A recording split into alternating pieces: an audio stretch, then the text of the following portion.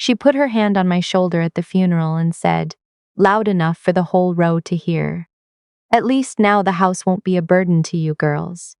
My aunt laughed softly, like it was a kind thing to say. I stood there holding a paper program with my father's face on it and said nothing. That was the moment I should have understood exactly what kind of woman my sister-in-law was. My name is Waverly. I'm 32 years old, and I work as a project coordinator at a mid-size engineering firm in Kitchener, Ontario. I've always been the practical one, the one who keeps receipts, the one who reads the fine print before signing. My husband knew this about me when we got married, and I think he loved it, at first, because it meant he didn't have to worry about the mortgage reminders or the CRA deadlines or making sure the TFSA contributions went in before March. I handled it. That was the deal we built without ever saying it out loud. His name is Trevor. His sister's name is Paige. Those are the only two people this story is really about. Paige is 3 years older than Trevor, and she has always treated him like a favor she did for the universe by tolerating his existence. She's the type of woman who frames generosity as sacrifice. The type who says, "I never ask for anything," right before asking for something. She lives 45 minutes north of us in a house she's been renovating in stages for 6 years, always mid-project, always one thing away from being finished, always a little short. When Trevor and I met, I liked Paige. That's important to say. I didn't see the edges right away. She was funny in that dry Ontario way, the kind of person who could make a dentist appointment sound like a bit. We'd go to her place for dinner sometimes and she'd pour wine and complain about contractors, and it felt easy. It felt like family. The first time she borrowed money from us, it was $400. This was maybe 18 months into our marriage. She'd had a gap between contracts at work. She did medical transcription from home, and her car insurance had lapsed and she needed it sorted before she could take a job offer the following week. Trevor told me about it the same day he transferred it. Not before. After. I said, okay, $400 fine. The second time was $1,100. A heating issue in November, she said, and she had a quote from an HVAC company. And could we just cover it, and she'd pay us back after Christmas when things settled. Trevor showed me the text message she'd sent him as if that was the same as asking me. I said fine again, because what was I supposed to say? It was November. It was heating. We had it. She paid back about $600 of it into transfers several months later. The rest just became ambient, part of the atmosphere of our marriage, like the draft under the back door we kept meaning to fix. The thing about small amounts taken regularly is that they don't feel like anything. They feel like the cost of being a good family. You absorb them. You stop tracking because tracking feels petty, and pettiness feels like a character flaw, and you've spent your whole adult life trying not to be the person who counts every dollar out loud. I didn't count out loud, but I counted. By the time 2 years had passed, I had a quiet number in my head. Not a precise figure, because some of it had been Trevor handling things without telling me until after, and some of it had been requests made directly to me when Trevor wasn't in the room, framed as woman-to-woman candor. Paige was good at that. She'd pull me aside at family dinners and say things like, "I hate asking Trevor because he worries." As if borrowing from me instead protected him somehow. As if I were a separate ledger she could keep off the main books. I let her for a while. That's on me. The shift came in February, not dramatically, just a number on a screen. I was reconciling our joint account. Something I did every month, a habit left over from years of student loan vigilance. And I noticed a transfer I didn't recognize. Not a huge amount, $250, listed only as e-transfer to a name I didn't know. I showed Trevor the screenshot. He looked at it the way he looked at a lot of things I showed him about money. Careful. Measured. Like he was deciding how much to explain. He said it was for Paige, a table she'd seen at an estate sale in Cambridge and didn't have room on her credit card. He'd sent it before talking to me, because she needed to confirm by end of day, and I'd been in back-to-back meetings. He said he was going to tell me that night. I asked if she'd asked him to send it, or if she'd asked us. He didn't answer immediately. That pause, just like the one in a parking lot years ago, when I'd asked him if he'd told his mother we weren't coming for Easter, told me everything before any word came out of his mouth. He said, "She texted me." I nodded and closed the laptop and went to start dinner. I don't operate from anger. I never have. I was raised in a house where things got broken when people operated from anger, so I learned early to go somewhere else, inside myself, somewhere quieter, and think from there. That evening, while the pasta boiled, I did the calculation I'd been avoiding. Not just money, everything. The Sundays we drove up to help move furniture and came back too tired for anything. The time I'd spent researching which contractor she should call about the roof. The birthday dinner where she'd ordered a second bottle of wine for the table and let the bill sort itself out between me and Trevor. The way she'd spoken to me at my father's funeral. "The house won't be a burden to you girls." She hadn't even liked my father. I didn't blow anything up that night. I didn't say anything to Trevor, not yet. I opened a new spreadsheet instead. Not out of rage, out of precision. If there was going to be a conversation, I wanted it documented. I went through 6 months of transactions. I pulled e-transfer records. I found things I hadn't even registered as related. A grocery run Trevor did for her in October when her car was in the shop, charged to our joint card. A prescription pickup, a parking ticket she'd asked him to sort out because she had a client call and couldn't deal with it, and somehow sorting it out had meant Trevor paying the $75 online. It added up to more than I expected. It always does. I didn't confront Paige. That's not how I work. What I did instead was stop. I told Trevor, calmly, over dinner the following week, that I needed us to have a rule about money going forward. Not a rule about his sister specifically. A rule about us. Any transfer over $100 from our joint account needed both of us to agree first, regardless of what it was for or how quickly someone needed an answer. If someone needed same day, they could wait until we'd had 5 minutes to connect. He agreed. He said it made sense. He seemed a little relieved, actually, like the rule gave him something to point to. I think he believed that would fix it. Paige adapted. She started asking me directly, which was new. She'd always preferred Trevor as the point of entry, but she pivoted. Started sending me links, articles about how nice it was to support family. A meme once, I'm not joking, a meme about how sisters-in-law who stick together build something real. She came by our house one Sunday while Trevor was out and stayed for 3 hours. And the whole visit was warm and easy, and at the end, just as she was putting her coat on, she mentioned a water softener she'd been quoted on, and wouldn't it be nice to split the cost since we'd been meaning to get one too. We lived 45 minutes away. We did not need the same water softener. I said I'd think about it, and she left, and I stood in my own hallway watching her car back out of the driveway. I did not think about it. I did not bring it up again. She did not either, which told me she knew. The dinner happened in March. It was her birthday. She'd organized it herself, which she always did, at a restaurant in Guelph that was a little beyond the range of casual. The kind of place where they described the butter. She'd invited a few friends, her longtime partner Graham, Trevor, and me. We were the only family. Midway through the main course, she was talking about a freelance opportunity she'd been offered. Something consulting adjacent that she said would be good money, but required an upfront investment in a specific software certification. $2,000. She mentioned it the way people mention things when they want you to offer. She mentioned it twice. The second time, she looked at me across the table. Not Trevor. Me. I picked up my water glass. I took a sip. I smiled. She moved on to another topic. On the drive home, Trevor was quiet for a long time. Then he said, "She's in a bit of a tough spot."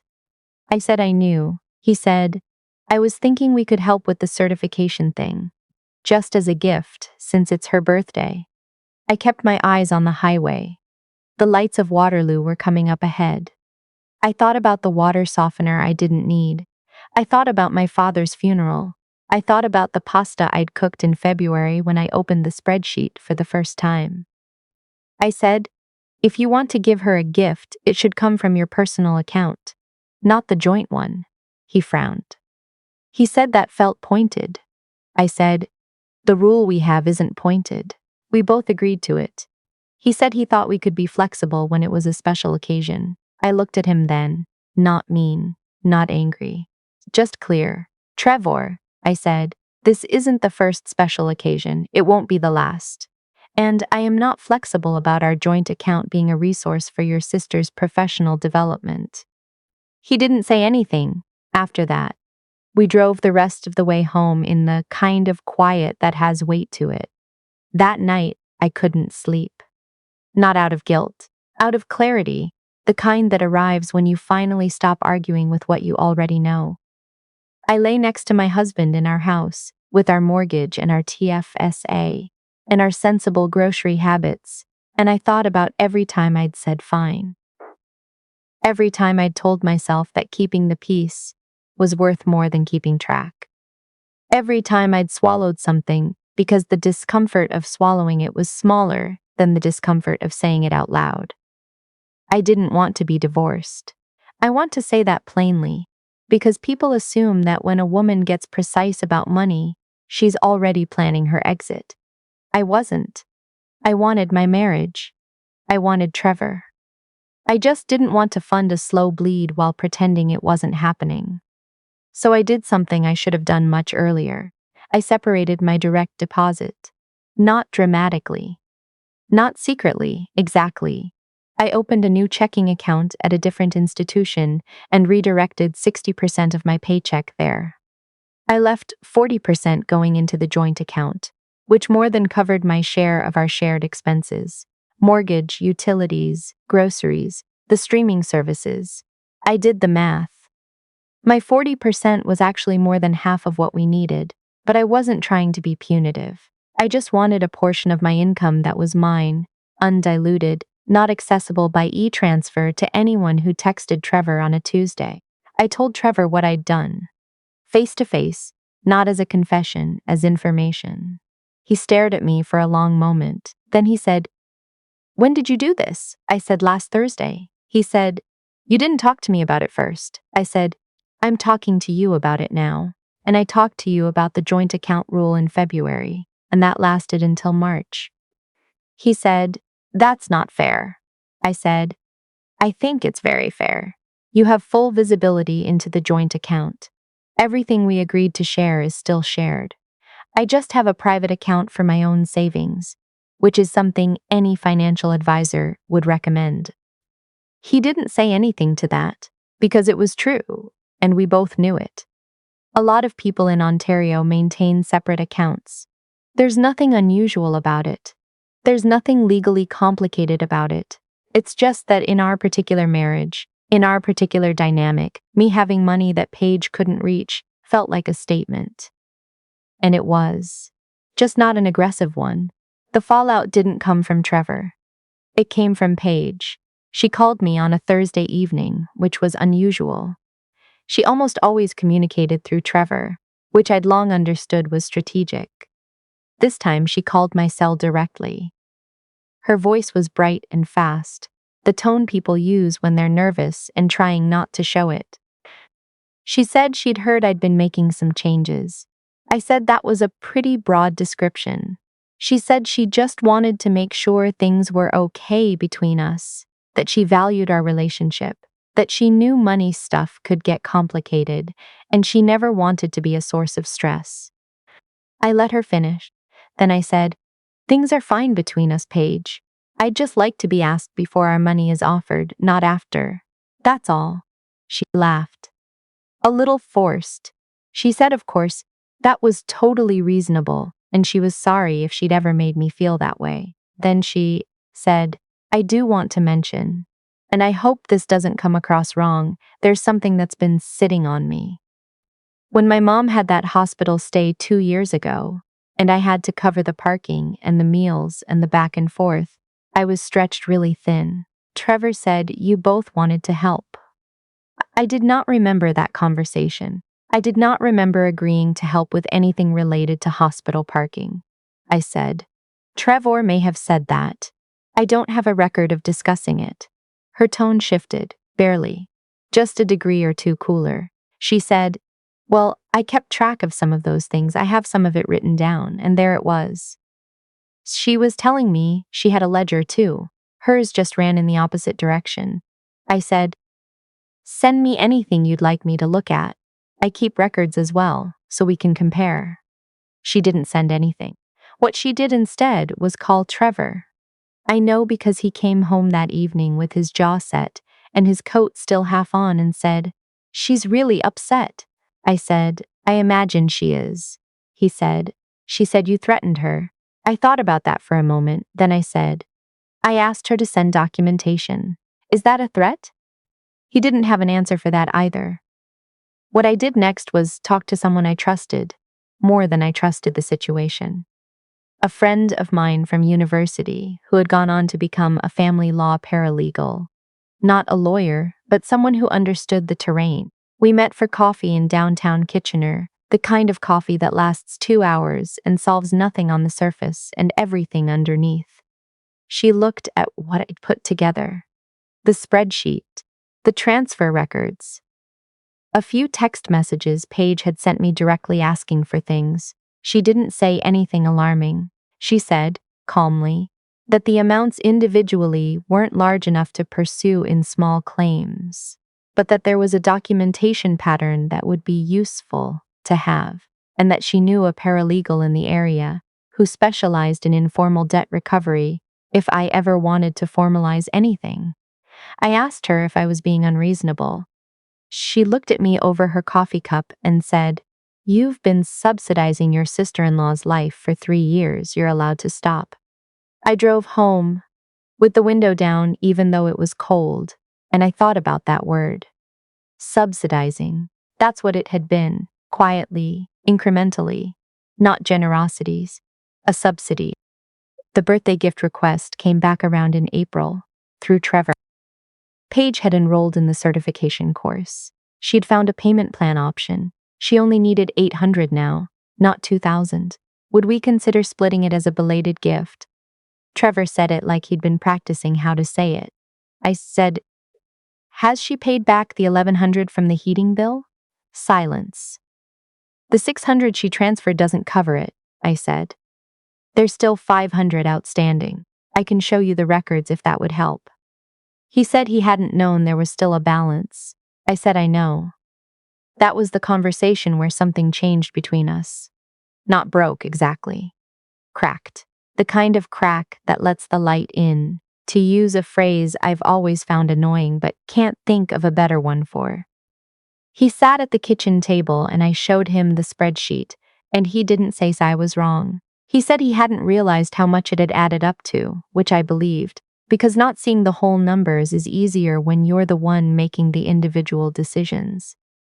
I didn't scold him. I didn't perform anger. I just laid it out, the way I'd lay out a budget line review at work. Here is what went in. Here is what came out. Here is what didn't come back. He was quiet for a long time. Then he said, what do you want to do? I said, I want the $500. And then I want us to be done with informal lending. He nodded slowly. He said he'd talk to her. I said, I'd like to be part of that conversation.